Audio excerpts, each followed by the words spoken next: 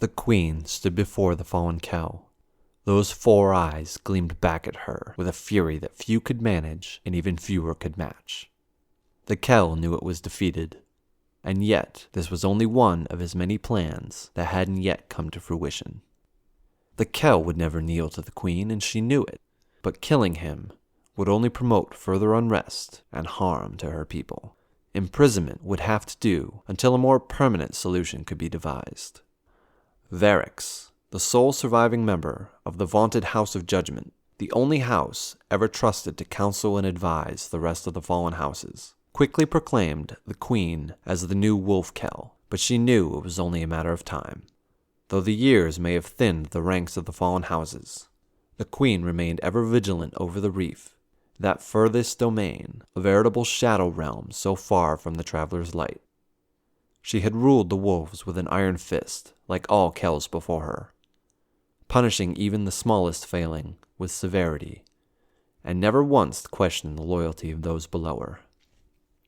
While the true motives of the small contingent of fallen remain a mystery, these Queenbreakers, as they would become known as, rose up and attempted assassination of the queen, perhaps in retaliation for imprisonment of their true Kel, perhaps to claim power of the wolves for themselves. Even Varix couldn't know for sure.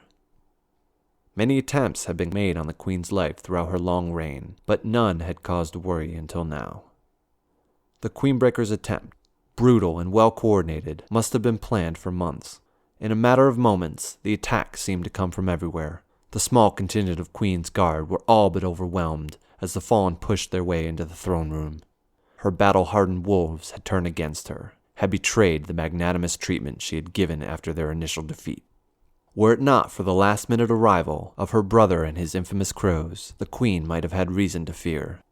As the last of the Queenbreakers either fled or were captured, the rage that welled up in Marisov's chest betrayed her normally calm demeanor.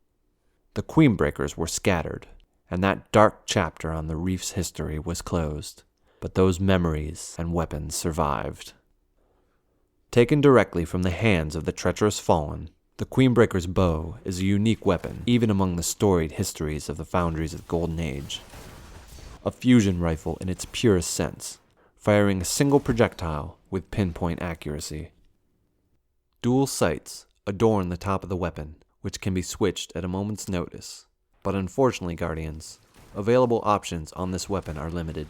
Banshee 44 is a weapons master, but there was only so much he could do to adapt it to Guardian usage without rendering the weapon useless. Hunt down the betrayers to her newfound ally, Marisov. Help her reassert her claim to the House of Wolves. Cleanse these Queenbreakers in the Traveler's Light, and use their own weapons against any that stand in your way. The Queenbreakers Bow is a fallen weapon and may behave unpredictably in Guardian hands. The potential safeguards and performance of this weapon in defense of the city from the fallen cannot be predicted or guaranteed by the Queen of the Reef or Banshee 44 in the tower. Guardians claim all responsibility for usage of this weapon and may be asked to share weapon performance data with the consensus on the Queen. Firing of this weapon in rare cases has been known to result in random projectile direction and warping of the barrel. Extreme care should be taken in all cases while using this weapon.